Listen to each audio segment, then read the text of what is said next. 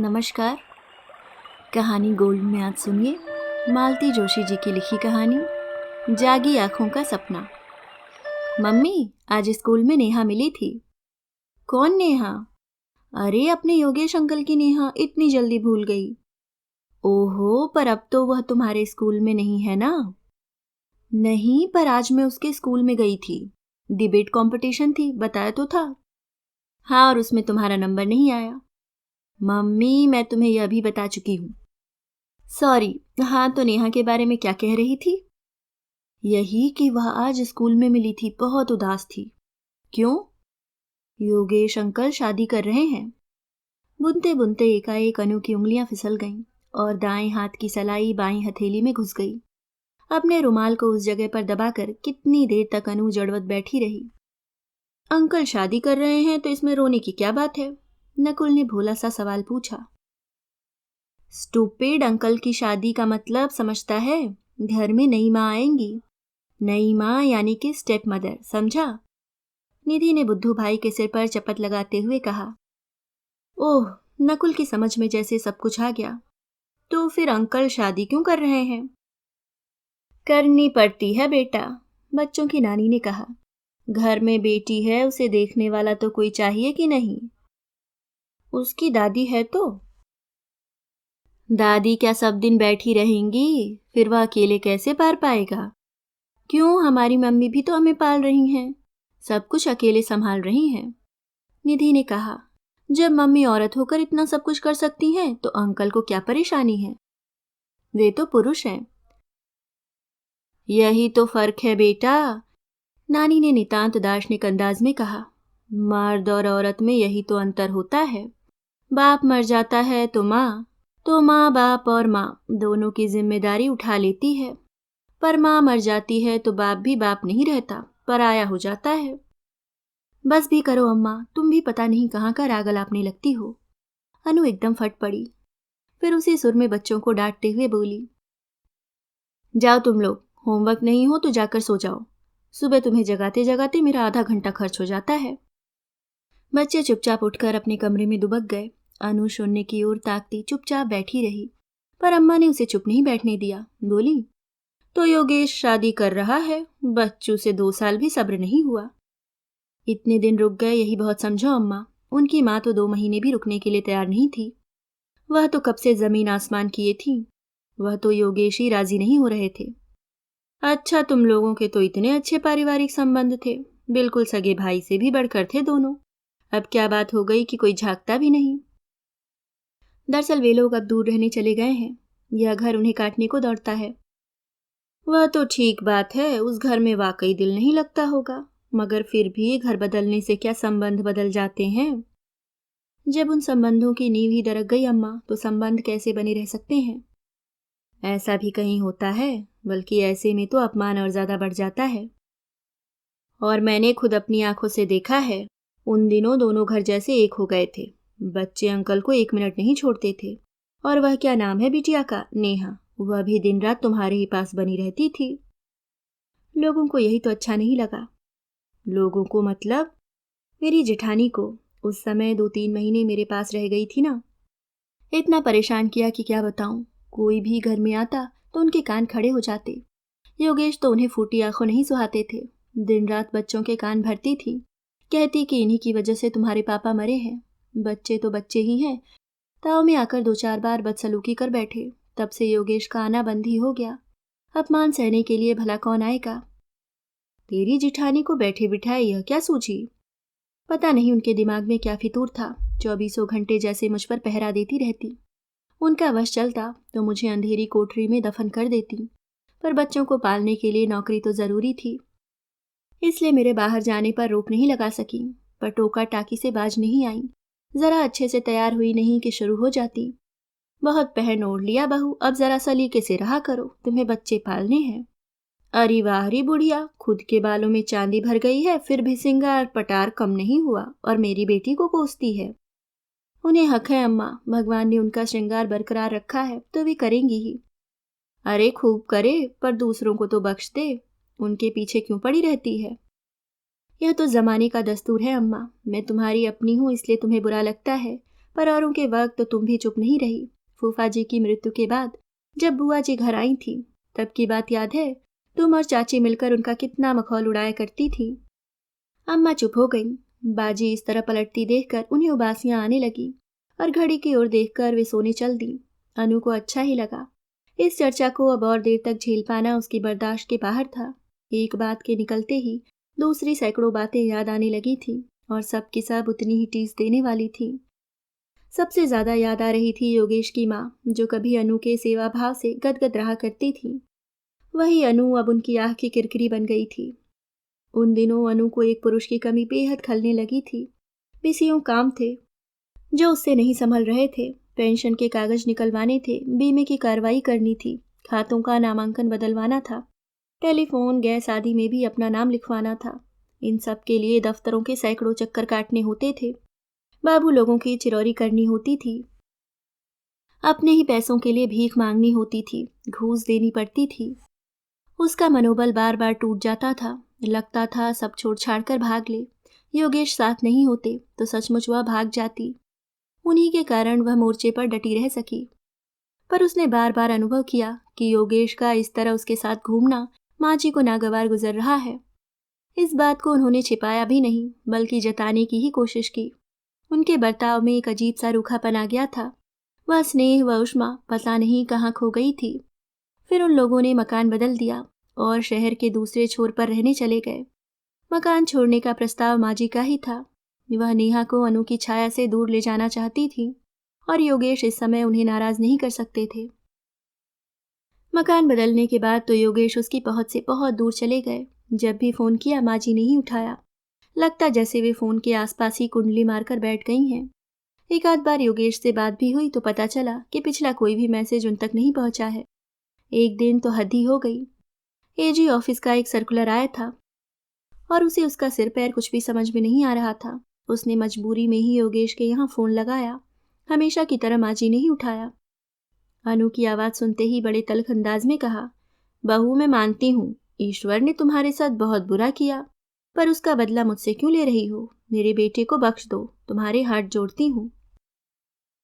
शर्म से अनु गड़सी गई। गनीमत थी कि यह बातचीत फोन पर हो रही थी, नहीं तो सचमुच वह धरती में गड़ ही जाती। पर सामने होती तो माँ जी भी शायद इतनी सावगोई न बरतती। तब से उसने तय कर लिया कि अकेले ही सब कुछ निपटा लेगी, मदद के लिए किसी का मुंह नहीं देखेगी। माँ जी ने यही कामना तो की थी और अब माँ जी की दूसरी इच्छा भी पूरी होने जा रही है। योगेश शादी कर रहे हैं। 1.5 साल पहले एक हादसे ने दोनों घरों की नींव हिलाकर रख दी थी। एक साथ 2 घरों में अंधेरा हो गया था। आज भी वह दिन याद आता है तो रोंगटे खड़े हो जाते हैं। इतवार की दोपहर सदानंद बच्चों के साथ कैरम खेल रहे थे। तभी नेहा दौड़ती हुई आई। पता चला भैया छत की सीढ़ियों से गिर गया है। सिर से बहुत खून बह रहा है। मम्मी रो रही हैं। सब के सब भागकर पड़ोस में पहुंचे।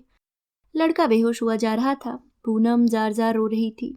किसी तरह उसे चुप कराकर अनु ने घाव में हल्दी भरी, बर्फ की पट्टियों से खून बंद करने का प्रयास किया।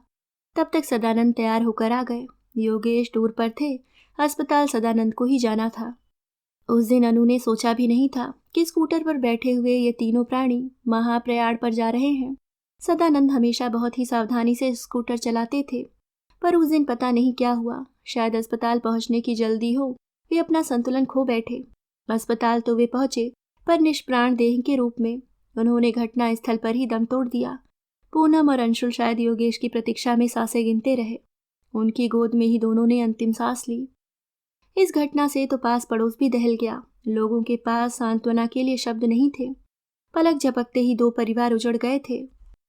दुख की इन घड़ियों में वे दोनों परिवार एक दूसरे के और करीब आ गए। एक दूसरे की पीड़ा को वे लोग ही अच्छी तरह समझ सकते थे। एक साझा दुख था जिसे वे लोग साथ साथ झेल रहे थे। पर महीना बीतने भी न पाया कि दृश्य बदलने लगा। अनु की जिठानी उनके दुख में शरीक होने आ गई थी। उन्होंने आते आते उपदेश देना शुरू किया। देखो बहू, भैया थे तब की बात और थी, पर अब पराए मर्द का इस तरह मुंह उठाए जब तब आ जाना अच्छा नहीं लगता। बच्चों को भी उन्होंने पता नहीं क्या पट्टी पढ़ा दी कि वे भी कटे कटे से रहने लगे। सदानंद के चले जाने के बाद सारी शिकायतें, सारी फरमाइशें अंकल के पास ही पहुंचती थीं, पर अब पता नहीं क्या हुआ कि उनसे कोई सीधे मुंह बात नहीं करता था। धीरे धीरे उनका घर आना कम होता गया। पर अनु को तो पग पग पर उनकी ज़रूरत पड़ती थी। जब तब उनके घर जाना पड़ता था। वहाँ उनकी माताजी डेरा डाले पड़ी थीं। किसी जमाने में वह अनु की घोर प्रशंसक थीं। अक्सर ही उसकी पूनम से तुलना की जाती और अनु बीस ही निकलती। पर वक्त के साथ सब कुछ बदल गया था। मरने वाली स्वर्गवासी होकर सद्गुणों की खान बन गई थी और अनु के हिस्से आई उपेक्षा, अवज्ञा और अपमान। अनु को तो यह सब स्वीकार करने में ही महीने लग गए कि सदानंद अब इस दुनिया में नहीं है। वह पेंशन के लिए भाग दौड़ कर रही थी, बीमे के कागजों पर दस्तखत कर रही थी, पर यह सब मशीनी ढंग से हो रहा था। मन के भीतर कहीं वह अपने को सदानंद के साथ ही पाती थी। यह साथ ही उसका संबल था और उन्हीं दिनों योगेश की माँ और उसकी जेठानी जैसे लोग पता नहीं क्या क्या कल्पना कर बैठे थे कि सोचते भी शर्म आती थी। उसे योगेश से सहानुभूति जरूर थी, और क्यों न होती। उस दुख को, उस वज्रपात को उसने भी तो झेला था। उससे ज्यादा योगेश की पीड़ा को कौन समझ सकता था। फिर योगेश के साथ तो दोहरा हादसा हुआ था। इकलौता बेटा भी चला गया था।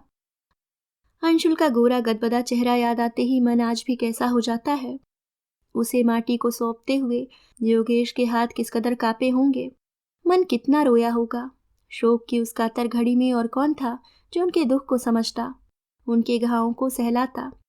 पर वहीं शायद थोड़ी भूल हो गई।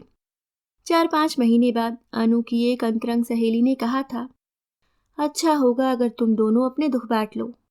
एक दूसरे की पीड़ा को तुम ही लोग ठीक से समझ सकोगे, उसके साथ न्याय कर सकोगे। 2 टूटे हुए घर संवर जाएंगे, बच्चों को माँ बाप दोनों मिल जाएंगे। इससे अच्छी बात और क्या हो सकती है। सुनकर अनु एकदम चौंक पड़ी थी। इस तरह से तो उसने कभी सोचा ही नहीं था, पर शायद दूसरों ने सोच लिया था, तभी तो उसकी जेठानी ने उस पर चौकी पहरे बिठा रखे हैं। यही डर तो है जो योगेश की माँ को बदहवास किए हुए है। इसके बाद तटस्थ भाव से उसने इस विषय पर जब भी गौर किया, वह मन ही मन ग्लानि से भर उठी। लगा कि ऐसा अगर सचमुच हो गया तो बच्चे क्या सोचेंगे, लोग क्या कहेंगे। उसके बाद क्या वह बच्चों के सामने सिर उठा सकेगी, पड़ोसियों से आंखें मिलाकर बात कर सकेगी, परिजनों के उपहास का सामना कर सकेगी। अब तो योगेश नई शादी कर रहे हैं, चलो यह अच्छा ही हुआ। मन का यह विकल्प तो दूर हो जाएगा। मेहरा लोगों की सुनीता की शादी थी। इन दिनों अनु ने तो ऐसे समारोहों में जाना ही छोड़ दिया था, पर मेहरा लोगों की बात अलग थी। वे उसके सबसे पुराने पड़ोसी थे। पिछले 10-12 सालों का साथ था। उन लोगों ने हमेशा बड़े भाई भाभी की भूमिका निभाई थी। वहाँ न कहने की गुंजाइश ही नहीं थी। मिसेस मेहरा ने साफ कह दिया था, अगर तुम शादी में नहीं आई तो मैं जिंदगी भर तुमसे बात नहीं करूंगी। और जाना भी कहाँ था, कॉलोनी के ग्राउंड में ही तो रिसेप्शन था।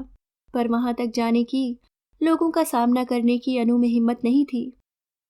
फिर अम्मा ने समझाया कि एक ही बात को पकड़कर बैठ जाओगी तो कैसे काम चलेगा। जो बीत गया सो बीत गया। कल को तुम्हारे भी बच्चों की शादी होगी। तुम अगर किसी के यहाँ नहीं जाओगी तो तुम्हारे यहाँ कौन आएगा। अपने बच्चों की शादी की अनु को चिंता नहीं थी। उसमें अभी कम से कम 10 साल बाकी थे। पर वह मेहरा दंपत्ति को नाराज नहीं कर सकती थी। उनके इस परिवार पर असंख्य उपकार थे। हर अच्छे बुरे वक्त में उन्होंने अनु का साथ दिया है। पहले वाली बात होती तो अनु इस शादी में अहम भूमिका निभाती। मिसेस मेहरा के साथ शॉपिंग करवाती, रात रात जाकर सबको मेहंदी लगाती, लेडीज संगीत में अपनी आवाज का जादू बिखेरती, निमंत्रण पत्रों पर अपने सुंदर अक्षरों में नाम पते लिखती। पर 2-4 मेहमानों को अपने घर पर ठहराने के अलावा वह कोई मदद नहीं कर सकी। उन्हीं लोगों के इसरार करने पर उसे जल्दी तैयार भी होना पड़ा। नहीं तो उसका इरादा था कि देर रात जाएगी और दुल्हन को तोहफा पकड़ाकर लौट आएगी। मिसेस मेहरा की बात भी रह जाएगी और भीड़ का सामना भी न करना पड़ेगा। वह जिस समय पहुंची, पंडाल लोगों से अटा पड़ा था। जगमग रोशनी, लहराती साड़ियाँ, झिलमिल गहने, लकदक सूट, महकते परफ्यूम, थिरकता संगीत और खाने की सुगंध। एक अरसे बाद अनु इन सब से 2-4 हो रही थी। उसे लग रहा था इस माहौल में अगर और 2-4 घंटे रहना पड़ा तो उसे गश आ जाएगा। तभी बैंड की आवाज पास आती सुनाई दी। बारात शायद मोड़ तक आ पहुंची थी। दरवाजे पर लगने से पहले नाच का एक दौर तो होना जरूरी था। फिर दरवाजे पर ये लोग घंटा भर लगा देंगे। उस समय तो बारातियों का जोर शबाब पर होता है। उन्हें देखने के लिए पंडाल करीब करीब खाली हो गया। केवल कुछ बड़ी बूढ़ियां बैठी रह गईं। बड़ी देर बाद अनु ने खुलकर सांस ली और आंखें मूंदकर कुर्सी की पीठ पर टिक गई। तभी पीछे एक आहट हुई। हेलो। उसने चौंक कर सिर उठाया। योगेश थे। यहाँ बैठ सकता हूँ? यह भी कोई पूछने की बात है। थैंक्स, योगेश ने कहा और एक कुर्सी खींचकर बैठ गए और बस फिर एक सन्नाटा दोनों के बीच पसर गया। अनु सोच रही थी ऐसी अनहोनी भी क्या कभी संभव थी। सुबह की चाय पर, शाम के नाश्ते पर या रात के खाने पर जब भी दोनों परिवार साथ में होते, अनु और योगेश ही चहकते रहते। सदानंद तो हमेशा से गंभीर स्वभाव के थे। पूनम भी कम ही बोलती थी, अच्छी खासी ग्रेजुएट थी, पर घर गृहस्थी और बच्चे इन्हीं में लिपट कर रह गई थी। रोज का अखबार तक नहीं देखती थी, इसलिए पुरुषों की महफिल में उसकी बोलती बंद हो जाती थी। उन दिनों पिकनिक हो या पार्टी, शादी हो या सिनेमा, सभी जगह सब लोग साथ ही जाते थे। बातें थीं कि खत्म ही नहीं होती थीं, और आज बात करने का सिरा नहीं मिल रहा था। नेहा कैसी है? बड़ी देर बाद उसने पूछा। माँ जी ठीक है? यहीं पर है ना? माँ जी बिल्कुल ठीक हैं, यहीं पर है, और नेहा भी आपकी दुआ से ठीक ही है। साथ लाए होंगे ना? हाँ, अकेले आने का तो सवाल ही नहीं था। मैं तो आजकल ऐसे फंक्शंस अवॉइड ही करता हूँ, पर मेहरा जी इतनी दूर इनवाइट करने आए, फिर मैंने सोचा कि इसी बहाने नेहा भी सबसे मिल लेगी। आप लोगों को बहुत याद करती है, खासकर आपको। उसे देखे एक अरसा हो गया।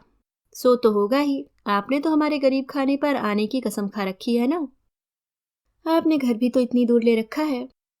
महानगरों में लोग फोन से भी हालचाल पूछ लेते हैं। कौन? अनु ने तड़प कर योगेश की ओर देखा, पर उनके चेहरे पर कोई प्रतिक्रिया नहीं थी। शायद उन्हें उस हादसे की खबर ही नहीं थी, इसलिए फिर उसने भी जिक्र नहीं किया। बोली, यह उलाहना मैं आपको भी तो दे सकती हूँ। आप भी तो अरसे से घर नहीं आए और न कभी फोन ही किया। आप कहें तो मैं रोज आ सकता हूँ, मेरा तो रास्ता ही उधर से है, पर मुझे लगा कि मेरा आना लोगों को, खासकर बच्चों को अच्छा नहीं लगता है। कई बार तो फोन पर इतनी बदतमीजी से पेश आए कि मैं उनकी ओर से माफ़ी मांगती हूँ। आप तो जानते हैं वे किस नाजुक उम्र से गुजर रहे हैं। खासकर उन दिनों वे बहुत ही भावुक हो उठे थे, अपने आप ही ऊटपटांग कल्पनाएं करने लगे थे, किसी की भी बातों में आ जाते थे। मैं भी उन दिनों अपने दुख में इतनी डूब गई थी कि बच्चों का ध्यान ही न रहा। यह भी याद नहीं रहा कि यह हादसा इनके साथ भी हुआ है। इनके भी सिर से बाप का साया उठ गया है। अब तो खैर मैं भी संभल गई हूँ, बच्चे भी समझदार हो गए हैं और बहुत शर्मिंदा हैं। खासकर निधि तो कई बार पछतावा जाहिर कर चुकी है। उसकी आखिरी बार शोर में ही डूब गई, क्योंकि लोग अंदर आने लगे थे। बाहर मिलने की रस्म हो रही थी। दूल्हे को मंडप में लाया जा रहा था, तभी भीड़ को चीरते तीनों बच्चे दौड़ते हुए आए। नेहा आते ही आंटी से लिपट गई। नकुल योगेश की बाहों में झूल गया और निधि अंकल से सटकर खड़ी हो गई। तब अनु को याद आया कि योगेश को नई शादी की बधाई देना तो भूल ही गई, पर बच्चों के सामने उसे खुद ही संकोच हो आया। 2 दिन बाद ही, शायद शनिवार था, शाम के 7 भी नहीं बजे कि दरवाजे की घंटी बजी। अनु हैरान थी कि शनिवार की शाम बच्चे इतनी जल्दी कैसे लौट आए। दरवाज़ा खोलकर देखा तो सामने योगेश खड़े थे, साथ में नेहा, और नेहा के हाथ में छोटा सा बैग। निधि ने कहा था इसे संडे को छोड़ जाइए, तो जाहिर है इससे सुबह तक सब्र ना हो सका। अरे यह तो आपने बहुत अच्छा किया। सुनीता दीदी के ससुराल जाने से निधि बेहद उदास है। नेहा आ गई है तो उसका दिल बहल जाएगा। उसने बच्चों को आवाज़ देकर नेहा को उनके सुपुर्द किया। भीतर जाकर अम्मा को चाय भिजवाने के लिए कहा और फिर बाहर आ गई। तब तक योगेश अपनी प्रिय कुर्सी पर बैठ चुके थे। माफ़ कीजिए, उस दिन आपको बधाई देना भी भूल गई। किस बात की? यह भी बताना पड़ेगा। तो आप तक खबर पहुंच गई। ऐसी खबरें बहुत जल्दी और बहुत दूर तक पहुंचती हैं। तब तक अम्मा चाय लेकर आ गई। अरे अम्मा जी, आपने क्यों तकलीफ की? कोई बात नहीं बेटा, मैंने सोचा इतने दिनों बाद आए हो तो मैं भी थोड़े हाल चाल पूछ लूं। आए हो तो अब खाना खाकर ही जाना।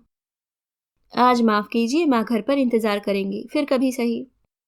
कुछ देर बतियाकर अम्मा भीतर चली गई तो अनु ने पूछा, माँ जी को पता है कि नेहा यहाँ आई है? नाराज तो नहीं होंगी ना? अरे मैं उनकी बातों को माइंड नहीं करता, सठिया गई हैं। एक बात पकड़ लेती हैं तो छोड़ती नहीं। थैंक गॉड आज उन्होंने कोई बखेड़ा नहीं किया। अब क्यों करेंगी? अनु ने सोचा। अब तो खतरे वाली कोई बात ही नहीं है, बल्कि अब तो नेहा जितनी देर बाहर रहे अच्छा है। बेटी बहू को उतनी ही आज़ादी मिलेगी। उस दिन आप मुझे बधाई देना भूल गई थी। मैं भी एक बात कहना भूल गया। कौन सी? उस दिन आप बहुत अच्छी लग रही थी। जी, अरसे बाद आपको पहले की तरह सजा सवरा देखा, अच्छा लगा। अब शादी ब्याह में बैरागी बनकर तो नहीं जाया जाता है ना। बैरागी बनने की जरूरत भी क्या है? उससे तो और मनहूसियत फैलती है। योगेश के जाने के बाद भी उनके वाक्य कानों में घंटियों की तरह गूंजते रहे। यह कोई पहला अवसर नहीं था कि योगेश ने उसकी तारीफ की हो। वह तो पूनम से भी हमेशा कहते, जरा भाभी से सलीका सीखो। 8 घंटे बच्चों में मगजमारी करके आती हैं, फिर भी कितनी फ्रेश लगती हैं। गनीमत है कि पूनम ने इन बातों को कभी बुरा नहीं माना। वह उन आदर्श भारतीय स्त्रियों में से थी जिनके लिए शादी और बच्चों के बाद जीवन में कुछ पाना शेष नहीं रह जाता।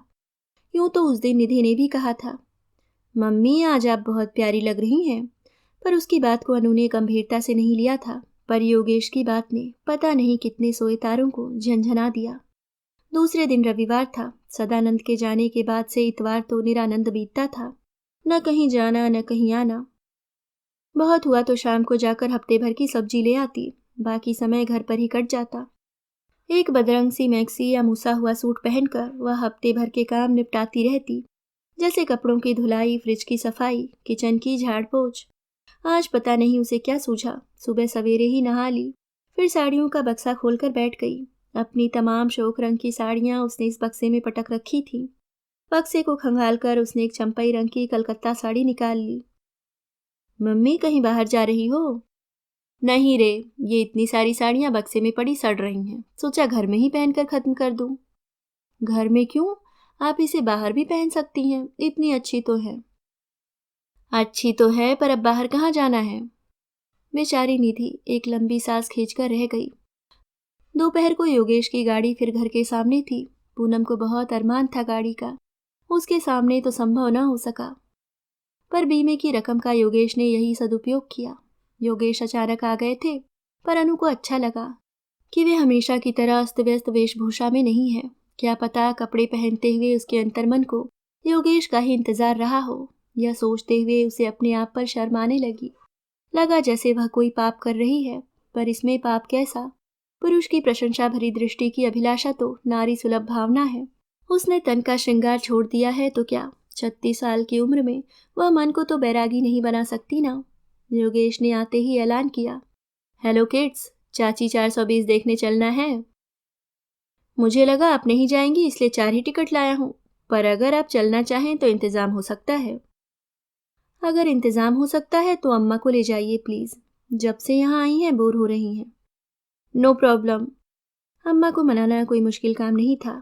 वे बच्चों से भी पहले तैयार हो गईं। बच्चों का उत्साह देखकर अनु का मन भर आया। बेचारे जरा जरा सी बातों के लिए तरस गए हैं। वह खुद उन्हें लेकर सिनेमा जाने से डरती है। कोई परिचित मिल गया तो जिस देश के साथ उन्हें भेज नहीं सकती। खासकर निधि के लिए बहुत सोचना पड़ता है। 10-11 साल की उम्र बड़ी विचित्र होती है। न उसे समझदारों में गिना जा सकता है, न नाड़ियों में। बच्चों को गए मुश्किल से आधा घंटा हुआ होगा कि दरवाजे की घंटी फिर बजी। योगेश थे। यह क्या, आप नहीं गए? 4 टिकट थे, चारों को बैठा आया हूँ। आपने तो कहा था इंतजाम हो जाएगा। इंतजाम तो हो जाता, पर जरा इस कॉम्बिनेशन पर तो गौर फरमाइए। 3 बच्चे, एक अम्मा जी और एक बेचारा मैं। लोग पिक्चर देखते कि हमें देखते।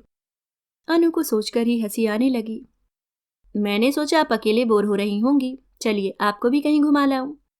ना बाबा, मैं घर में ही ठीक हूँ। तो ठीक है, यहाँ बैठकर गपशप करते हैं। 5:30 बजे उन लोगों को लेने चला जाऊंगा।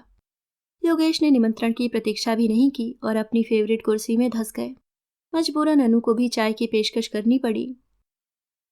चाय पीते समय अनु ने बात छेड़ी, और सुनाइए, फिर शुभ मुहूर्त कब का तय हुआ है? किस बात का?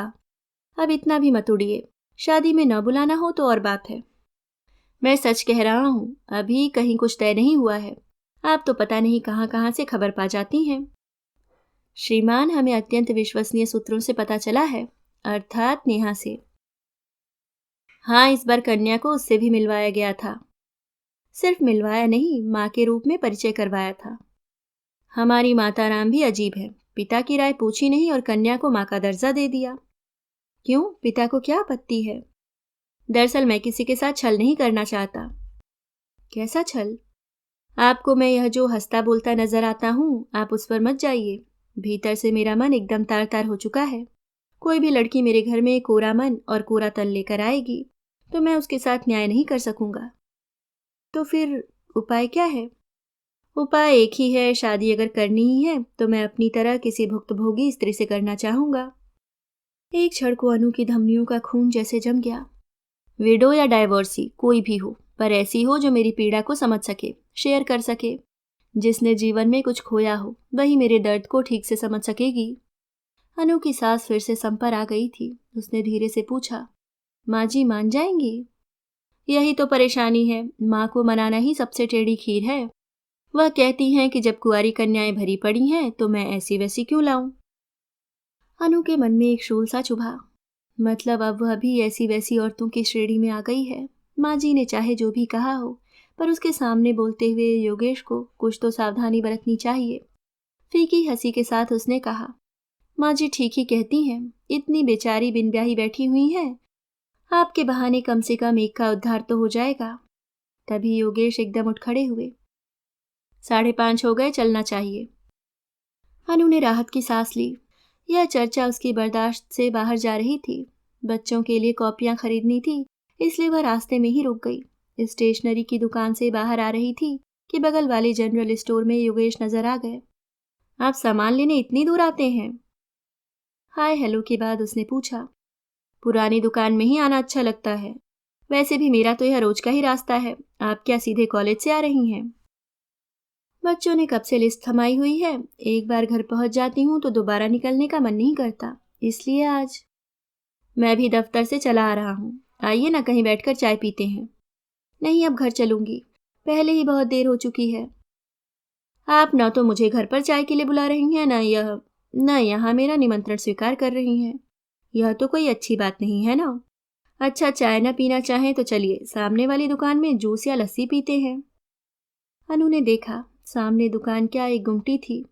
वहां बैठकर लस्सी पीने की तो वह कल्पना ही नहीं कर सकती। बीसियों लोग तो सामने से निकलते हैं, पता नहीं कब किसकी नजर पड़ जाए। चलिए चाय ही पीते हैं, उसने हथियार डालते हुए कहा। योगेश के साथ नीलकमल में प्रवेश करते हुए उसे अजीब सा लग रहा था। वह बीसियों बार यहाँ आ चुकी है, पर वह माहौल दूसरा था। तब सदानंद साथ हुआ करते थे, तब होटल में आने का मतलब होता था हंसी खुशी के 4 पल बटोरना, और अब कुर्सी पर बैठने के बाद भी वह सहज नहीं हो पाई थी। चौकस नजरों से आसपास का मुआयना कर रही थी। उसे लग रहा था कि होटल के वेटर्स उसे पहचान गए हैं। योगेश को साथ देखकर पता नहीं क्या सोच रहे हैं। स्नैक्स में क्या लेंगी? मेन्यू कार्ड उसके सामने सरकाते हुए योगेश ने पूछा। आप अपने लिए कुछ मंगा लीजिए, मैं तो बस 1 कप कॉफी लूंगी। अपने लिए तो मंगाऊंगा ही, दफ्तर से लौटकर मुझे तो भूख लगती है। पर आप इतना नर्वस क्यों हो रही हैं? रिलैक्स होकर बैठिए ना।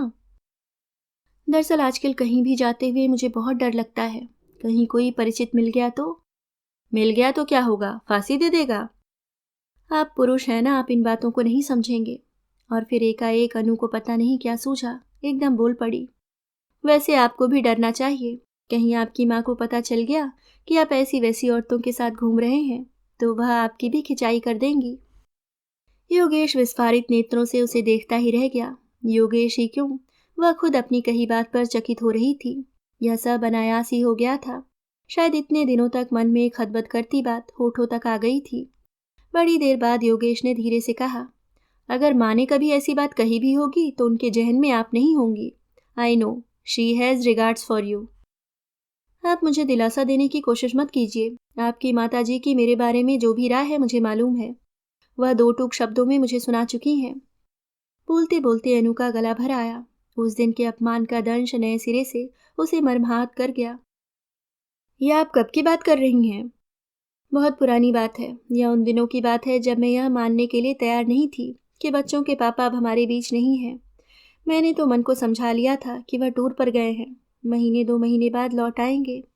जिस समय मैं खुद को ऐसे भ्रम से बहलाए हुए थी, आपकी माँ ने मुझसे कहा। उफ, मुझे याद करते भी शर्म आ रही है।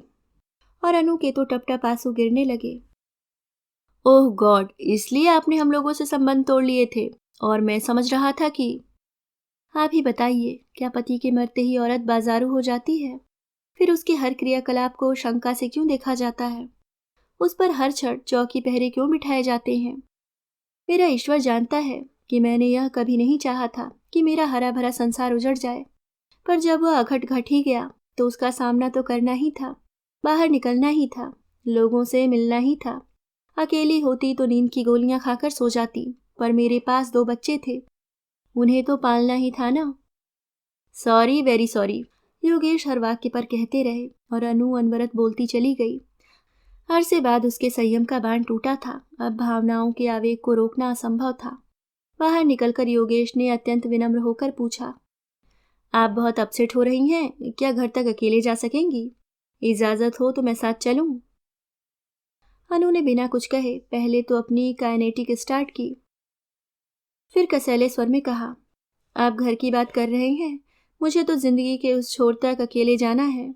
आप कब तक मेरा साथ देंगे? रात भर अनु ठीक से न सो सकी। दर्द से सिर जैसे फटा जा रहा था। सुबह 5 बजे के बाद तो बिस्तर में लेटना भी भारी लगने लगा। वह उठी और सीधे नल के नीचे बैठ गई। देर तक नहाती रही, तब जाकर जी हल्का हुआ। बरामदे में खड़ी होकर बाल सुखा ही रही थी कि फोन की घंटी बजी। हेलो, कौन? अनु जी बोल रही हैं? जी हाँ, आप कौन? जी मैं योगेश बोल रहा हूँ। अरे वाह, इन योगेश जी के लिए मैं अनु जी कब से हो गई। फिर अनु को याद आया कि इधर उसने भाभी कहना लगभग छोड़ दिया है, पर नाम शायद पहली बार लिया था। आपको नींद से तो नहीं जगाया ना? अभी अभी नहाकर निकली हूँ। मैं रात भर सो नहीं सका, इंतजार करता रहा कि कब सुबह हो और कब मैं आपसे कल शाम के लिए माफी मांगूं। ओह, इट्स ऑल राइट। दरअसल उस दिन सुनीता की शादी में आपसे अरसे बाद मुलाकात हुई। बड़ा अच्छा लगा, मन से जैसे उदासी की एक परत हट गई। इसके बाद जब भी आपसे बातें हुई मन बड़ा रिफ्रेश हो गया। इसलिए जब कल आप मिली तो थोड़ी देर आपके पास बैठने का मोह आया, but I am so sorry. मैंने कहा ना, उस बात को भूल जाइए। यह कोई भूलने वाली बात है? बल्कि मैं सारी रात अपने को गालियां देता रहा। इंसान हमेशा अपने दुख को ही बड़ा करके देखता है। कल जब आपकी बात सुनी तो लगा आप तो दोहरी लड़ाई लड़ रही हैं। एक तो अपने भीतर के खालीपन से जूझ रही हैं, दूसरे घर परिवार और समाज की कुत्सित नजरों को झेल रही हैं। एक औरत होकर आप जिस दिलेरी से जिंदगी का सामना कर रही हैं, मैं तो दंग रह गया। अनु चुप। अब इस बात का कोई जवाब भी क्या दे? क्या मैं शाम को थोड़ी देर के लिए आ सकता हूँ? जी। अनु चौंक पड़ी, पर उधर शायद किसी उत्तर की प्रतीक्षा थी भी नहीं, क्योंकि फोन रख दिया गया था। शायद उसके मौन को ही स्वीकृति समझ लिया गया था, क्योंकि शाम को योगेश हाजिर हो गए थे। साथ में नेहा थी और ढेर सारा खाने का सामान। यह क्या है? बच्चों का टिफिन, ताकि आप बच्चों के खाने को लेकर परेशान न हो और इत्मीनान से बैठ सकें। लेकिन खाना तो बन चुका है। घर में बच्चों की माँ होने का यही तो सुख है। बेचारी नेहा तो दादी के आसरे है। जब मर्जी आती है, जो मर्जी आती है बनाती हैं, वह भी एहसान जताकर। आज तो कौन से स्वामी जी का प्रवचन सुनने गई हैं। जाते समय मैंने यूं ही पूछ लिया कि कब लौटेंगी तो भड़क गई। बोली तुम्हारी गृहस्थी का भार ढोते ढोते तो मेरा धर्म कर्म भी छूटा जा रहा है। वो स्वामी प्रणवानंद जी आए हुए हैं ना? सामने वाली मिश्रा आंटी के साथ अम्मा भी वहीं गई हैं। अब इन लोगों की उम्र कोई गृहस्थी करने की थोड़ी ही है। इन्हें अपना पूजा पाठ करने दीजिए। अब खाना बनाने के लिए किसी को रख क्यों नहीं लेते? मैं तो रख लूं, पर वह किचन में किसी को घुसने दे तब तो। इस मामले में हमारी अम्मा बड़ी कोऑपरेटिव हैं। 3 रंग की 3 बहुएं हैं, वे सबसे निभा ले जाती हैं। हमारी माता राम ने तो एडजस्ट करना सीखा ही नहीं है। घर में उनका एक छत्र शासन रहा है। यहाँ जब भी आती थीं तो पूनम को परेशान कर देती थीं। वह बेचारी मेरे पास शिकायत करती तो मैं ही उसे डांट देता था। अब खुद भुगत रहा हूं तब पता चल रहा है। अब तो एक ही उपाय है, एक अच्छी सी बहू ले आइए। माँ भी खुश, माँ का बेटा भी खुश, बेटे की बेटी भी खुश। इसलिए तो आया हूं। मतलब? आपने कल कहा था कि मुझे तो जिंदगी के उस छोर तक अकेले जाना है। आप कब तक मेरा साथ देंगे? इस प्रश्न का उत्तर उसी समय देना चाहता था, पर हिम्मत नहीं पड़ी। वैसे भी न तो वह माहौल मुनासिब था न जगह, इसलिए आज आपके प्रश्न का उत्तर दे रहा हूँ। मैं साथ देने के लिए तैयार हूँ, जहां तक आप चाहें। अनु को तो जैसे सांप सूंघ गया। सूने घर में इस तरह के प्रणय निवेदन की उसने कभी कल्पना भी नहीं की थी। बड़ी देर बाद उसके मुंह से कांपती सी आवाज निकली, योगेश जी आप होश में तो है ना? कल तक नहीं था, इस समय अपने पूरे होशो हवास में हूँ। अब मेरी समझ में आ रहा है कि माँ का लाया हुआ कोई भी रिश्ता मेरे गले से क्यों नहीं उतरता। बेवकूफ़ों की तरह एक के बाद एक प्रस्ताव नकारता चला जा रहा हूँ। यह तो अब पता चला है कि मेरे सबकॉन्शियस में इतना बड़ा, इतना अहम प्रपोजल छिपा बैठा था। इसलिए दूसरे सारे प्रपोजल बेमानी लग रहे थे। अनु तुरंत ही उनके प्रस्ताव का कोई ठोस उत्तर दे देगी, ऐसी आशा तो योगेश ने भी नहीं की थी। पर वह सामने से उठकर चली जाएगी, ऐसा भी नहीं सोचा था। उन्होंने स्वयं को बहुत अपमानित अनुभव किया। मन तो हुआ वह भी उठकर चले जाएं, पर नेहा के लिए मजबूरन बैठे रहे। जैसे ही अंधेरा हुआ, बच्चों का रेला शोर मचाता हुआ भीतर आया। वह तुरंत उठ खड़े हुए। नेहा, चलो घर चलते हैं, दादी राह देख रही होंगी। तभी भीतर से आवाज आई, नकुल अंकल से कहना खाना खाकर जाएंगे। अनु ने उन लोगों के साथ नहीं खाया, अम्मा के लिए रुकी रही। अम्मा को लौटने में कोई 11 बज गए। खाना खाते हुए बोली, योगेश आया था? तुम्हें किसने बताया? घर में पांव देते ही सिगरेट की गंध नाक में भर गई थी, इसी से अंदाजा लगाया। अम्मा, तुम्हें तो सीआईडी में भर्ती होना था, चूल्हे चौकी में बेकार जिंदगी बर्बाद करती रही। आजकल बहुत आने लगा है ना, कहाँ तो साल भर तक शक्ल भी नहीं दिखाई थी और अब इतना प्यार उमड़ रहा है। अम्मा, मैं किसी को बुलाने तो जाती नहीं, पर घर आए मेहमान का स्वागत तो करना ही पड़ता है। 2 घड़ी पास बैठकर बात भी करनी पड़ती है। तुम्हें तो मालूम है दोनों घरों में कितने अच्छे संबंध रहे हैं।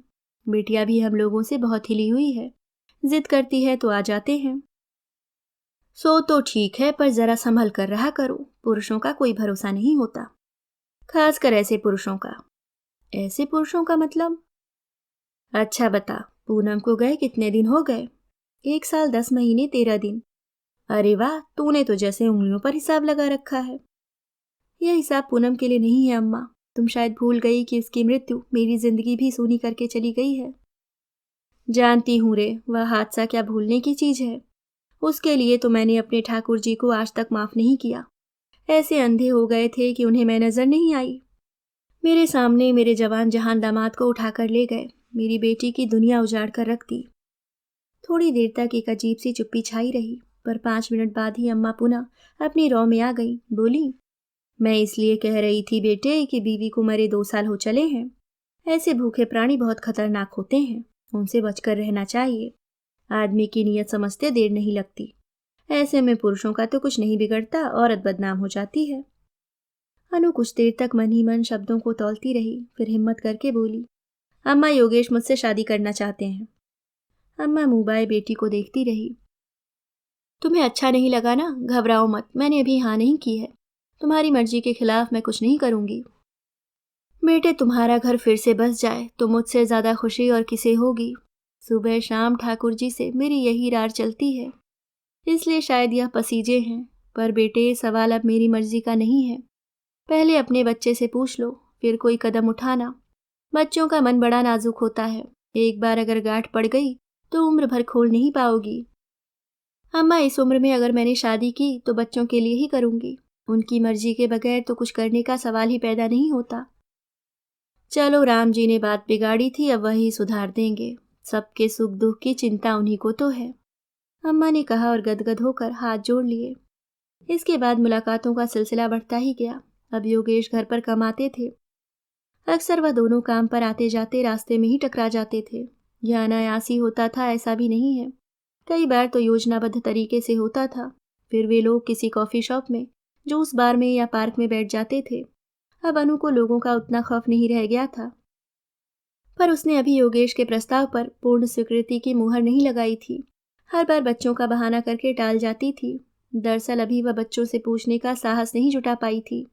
अम्मा ने उसकी तरफ से वकालत करने की पेशकश की थी, पर उसे लगा यह बच्चों के साथ अन्याय होगा। जो कुछ कहना सुनना है वह खुद करेगी। इस बीच उसने बच्चों के बारे में उसकी जो योजनाएं थीं, योगेश को समझा दी थीं। इस शादी के बाद भी बच्चे अपने पिता का नाम ही चलाएंगे। उन्हें अपने चाचा ताऊ के यहाँ जाने की पूर्ण स्वतंत्रता होगी। वैसे वे लोग बुलाएंगे, इसकी उम्मीद बहुत कम थी। बच्चों की पेंशन उनके खाते में जमा होती रहेगी और उनके बालिग होने तक उसमें कोई हाथ नहीं लगाएगा। बच्चों की पढ़ाई का, निधि की शादी का खर्च वह खुद उठाएगी, ताकि बच्चे अपने को पराश्रित न समझें। उसकी नौकरी जारी रहेगी और शादी के बाद 6 महीने तक वह अपना क्वार्टर हैंडओवर नहीं करेगी। पर यह तो बात की बात थी, पहले तो 2 मुख्य बाधाएं पार करनी थी, अनु के बच्चे और योगेश की माँ। इनकी हाँ के बिना तो वह एक कदम भी आगे बढ़ने को तैयार नहीं थी। बच्चों की परीक्षाएं समाप्त हो गई थीं, सबका घूमने का मन हो रहा था, इसलिए शाम को पार्क का प्रोग्राम बन गया। बच्चे तो पहुंचते ही झूलों पर नंबर लगाने के लिए दौड़ पड़े। अनु और योगेश एक एकांत कोना देखकर घास पर बैठ गए। बच्चों से बात हुई? बैठते ही योगेश ने प्रश्न किया। नहीं, अभी नहीं। आज ही तो पेपर्स खत्म हुए हैं, कल परसों बात करूंगी। आप बताइए, आपने माँ जी से पूछ लिया है? नहीं, और पूछने का इरादा भी नहीं है। क्यों? उनका जवाब मुझे मालूम है। उनकी हाँ के इंतजार में तो मैं बूढ़ा हो जाऊंगा। इसका मतलब है आप उन्हें बिना बताए ही इतना बड़ा कदम उठा लेंगे? यह तो गलत बात है ना। बुढ़ापे में उनकी इतनी अवमानना तो न कीजिए। उनका तो बुढ़ापा है, 4-6 साल में रवाना हो जाएंगी और मैं उनके तय किए अनचाहे रिश्ते को जिंदगी भर ढोता रहूंगा। नहीं, यह मुझसे नहीं होगा। तुम एक काम करो, बच्चों की मर्जी जानकर मुझे बता दो। ज्यादा टीम टाम तो हमें करनी नहीं है। 4 भले आदमियों की उपस्थिति में किसी मंदिर में फेरे ले लेंगे। उसके बाद बच्चों को लेकर बाहर निकल जाएंगे। बवाल अगर कोई उठेगा भी तो 2 महीने में दब जाएगा। आप जरा मेरी ओर से भी तो सोचकर देखिए। मुझे किसी बवाल की नहीं, सिर्फ माँ जी की चिंता है। 2 महीने बाद ही सही घर तो लौटना होगा ना। तब तुम 6 महीने तक क्वार्टर रिटेन करने की सोच रही हो ना। कुछ दिन तुम वहीं बनी रहना, 1-2 साल बाद एक पोता उनकी गोद में डाल देना, लाइन पर आ जाएंगी, सारा गुस्सा काफुर हो जाएगा। क्या कहा आपने, पोता? हाँ, माँ के गुस्से का एकमात्र इलाज वही है। नेहा के जन्म के बाद ऐसे ही मुंह फुलाकर बैठ गई थी। अंशुल के पैदा होते ही पूनम उनकी आंख का तारा बन गई थी। तो माँ जी को मनाने के लिए इस उम्र में मुझे फिर माँ बनना पड़ेगा? हाँ, और यह सिर्फ माँ की नहीं, मेरी भी ख्वाहिश है। मुझे एक बेटा चाहिए। मुझे मेरा अंशुल वापस चाहिए। कहते कहते योगेश का स्वर कातर हो उठा, होठ थरथराने लगे। लगा कि जैसे रो ही देंगे। थोड़ी देर बाद वह कुछ प्रकृतिस्थ हुए, बड़ी भीगी सी आवाज में बोले, सच कभी कभी अंशुल बहुत याद आता है। तब मैं सारी सारी रात सो नहीं पाता हूँ। इतना तो मैं कभी पूनम को भी याद नहीं करता, पर अंशुल जैसे एक दर्द बनकर मेरे कलेजे में बैठ गया है। अब अगर मैं शादी भी करने चला हूँ तो एक इसी अरमान के साथ, मुझे मेरा अंशुल चाहिए, किसी भी कीमत पर चाहिए। अनु का मन हुआ कहे कि आप नकुल में अंशुल को देखने की कोशिश कीजिए, पर कह न सकी। वह उसके कहने की बात नहीं थी। योगेश खुद अगर ऐसा सोचते तो बेटे के लिए इतना आतुर न होते, और वह खुद भी तो नकुल को पूरा समय कहाँ दे पा रही है। उसने 100 तो शर्तें लगा रखी हैं। बच्चों पर अपना अधिकार वह रंच मात्र भी कम नहीं होने देगी, तो फिर सामने वाले का दोष क्या है? बड़ी देर बाद थरथराती आवाज में अनु ने पूछा, क्या यह शादी के लिए अनिवार्य शर्त है? इसे शर्त मत कहो अनु, यह मेरा अनुरोध है, इच्छा है, अरमान है, सपना है। I want him back again. मैं शायद आपका यह अनुरोध, आपका सपना पूरा नहीं कर सकूंगी। क्यों? आपको शायद पता नहीं है, मेरा ऑपरेशन हो चुका है। ओह गॉड। मेरे दोनों बच्चे सिजेरियन हुए हैं, इसलिए नकुल के बाद मैंने ऑपरेशन करवा लिया था। पूनम भी इस बात को जानती थी। आपके सामने शायद कभी जिक्र न चला हो। ऐसा भी नहीं है कि ऑपरेशन डेडलाइन हो, आजकल तो इसे सुधारा भी जा सकता है। क्या पता, लेकिन अब मैं उस संभावना के लिए तैयार नहीं हूँ। इस उम्र में एक और बच्चा पैदा करके बच्चों को मैं भावनात्मक त्रिकोण में उलझाना नहीं चाहती। ओह गॉड, यह क्या हो गया? योगेश ने दोनों हथेलियों में अपना चेहरा ढांप लिया। कितनी देर तक वह उसी तरह सिर झुकाए मुंह छिपाए बैठे रहे। अनु समझ गई कि उसका सामना करने की उनमें हिम्मत नहीं है। यह भी समझ गई कि दोनों के बीच जो कुछ था वह शेष हो चुका है। फिर उसी ने साहस जुटाया, उनके कंधे पर हौले से हाथ रखकर बोली, योगेश अपने को संभालिए, अभी कुछ नहीं बिगड़ा है। माँ जी की मर्जी से एक अच्छी सी बहू ले आइए और घर चलाइए। ईश्वर आपका अंशुल आपको जरूर लौटा देगा। मेरी चिंता छोड़ दीजिए, मैं मजे में हूँ। जीवन में पाने योग्य जो भी था मैंने पा लिया है। अब किसी चीज की कामना नहीं है। नेहा की ओर से भी आप निश्चिंत हो जाइए, मेरा घर उसके लिए हमेशा खुला रहेगा। हम लोग अच्छे दोस्त थे और रहेंगे। Now relax. लौटते समय पिछली सीट पर बच्चे चहक रहे थे, पर सामने की सीट पर दोनों प्राणी खामोश बैठे थे। अनु ईश्वर को मन ही मन धन्यवाद दे रही थी कि अब तक उसने बच्चों के सामने यह बात नहीं उठाई थी, नहीं तो आज उन्हें मुंह दिखाने के काबिल नहीं रहती। गाड़ी से उतरकर बच्चे तो टाटा बाय बाय करते रहे, पर वह सीधी घर में चली आई। उसने एक बार पीछे मुड़कर देखने की भी जरूरत नहीं समझी। बरामदे में अम्मा के साथ सामने वाली मिश्राइन बैठी थी। आंखें मिचमिचाकर सड़क को घूरते हुए उन्होंने पूछा, यह आपकी बगल वाले शुक्ला जी हैं ना? हाँ, आप साकेत में रहने लगे हैं। इनकी शादी हो गई? हमारे भैया पूछ रहे थे। उनकी 35 साल की बिटिया कुंवारी बैठी है। तो अपने भाई साहब से कहिए फौरन अर्जी लगा दें। वहाँ रोज के फोटो चले आ रहे हैं। करता धरता उनकी माता राम ही हैं। जाकर उन्हीं की चरण वंदना कीजिए, शायद आपकी भतीजी के भाग्य खुल जाए। मिश्राइन ने पता पूछा तो अनु ने तत्परता से पेन निकाल कर पता भी लिख दिया। वह अनुभव कर रही थी कि इस बीच अम्मा की खोजी नजरें बराबर उसे घूर रही हैं। उनसे बचने के लिए वह फौरन अपने कमरे में चली गई। इस समय उसे निपट एकांत की जरूरत थी, पर अम्मा को चैन कहाँ। जैसे तैसे अपनी सहेली को विदा करके वे भी कमरे में चली आईं। अनु तकिए में मुंह छिपाकर लेटी थी। उसके सिरे पर प्यार से हाथ फेरते हुए उन्होंने हौले से पुकारा, अनु बेटे। इतनी देर से अनु अपने ऊपर मुश्किल से काबू किए हुए थी। माँ का स्नेहिल स्पर्श पाते ही वह बिखर गई। माँ की गोद में सिर रखकर देर तक रोती रही। घुटी घुटी सिसकियों के साथ अम्मा को सारा इतिहास बताती रही। रुलाई का आवेग थोड़ा थमने के बाद वह उठकर बैठ गई और भीगे स्वर में बोली, यह मुझे क्या हो गया था अम्मा? क्यों मैं अपना तमाशा बनाने पर तुली हुई थी? तुम्हारी कोई गलती नहीं है बेटे, अम्मा ने उसके सिर पर हाथ फेरते हुए कहा। पहल तो उसी ने की थी, अब हिम्मत नहीं जुटा पा रहा है, कायर कहीं का। कायर वह नहीं है अम्मा, मैं हूँ। मैं उनकी फरमाइश पूरी नहीं कर सकती, इसलिए पीछे हट गई हूँ। इससे क्या फर्क पड़ता है? अगर वह सचमुच तुम्हें चाहता है तो हाथ बढ़ाकर रोक भी तो सकता था। और अगर उसे सिर्फ बेटे की चाह थी तो दर्जनों रिश्ते आ तो रहे थे, उन्हीं में से एक को ब्याह लेता, बुढ़िया भी खुश हो जाती। तुमसे प्यार का नाटक रचाने की क्या जरूरत थी? अच्छे भले जी रहे थे हम लोग, बेकार में तूफान खड़ा कर दिया। शुक्र करो अम्मा कि तूफान उठने से पहले ही दब गया और किसी को पता नहीं चला।